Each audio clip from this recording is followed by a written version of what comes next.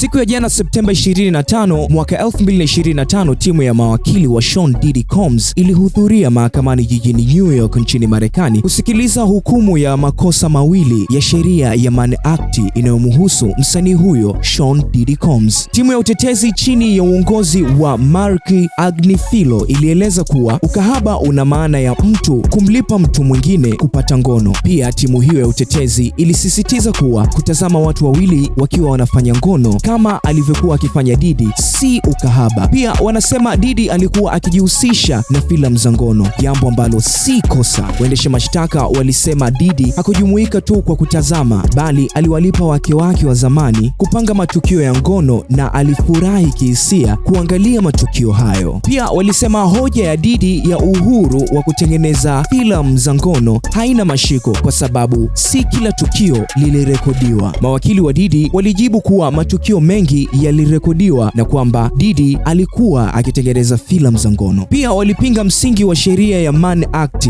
wakisema ni sheria ya zamani yenye mizizi ya ubaguzi. Pia Diddy alipata muda wa kuweza kuwapa ujumbe ndugu zake ambao waliweza kuhudhuria katika kesi hiyo. Diddy aliambia familia yake ambao walikuwa wako pamoja na mama yao Janice, mama mzazi wa Diddy, alisema nawapenda sana, kila siku, kila saa nakaribia kurudi nyumbani. Huo ndio ujumbe ambao aliutuma kwa ndugu zake muda mfupi baada ya kumaliza kesi yake. Diddy alikamatwa mwaka jana 2024 kwa makosa ya uhusuyo, uhalifu wa kimataifa, biashara ya ngono kwa nguvu pamoja na usafirishaji kwa madhumuni ya uasherati. Anatarajiwa kuweza kuhukumiwa Oktoba 3 ya mwaka huu 2025.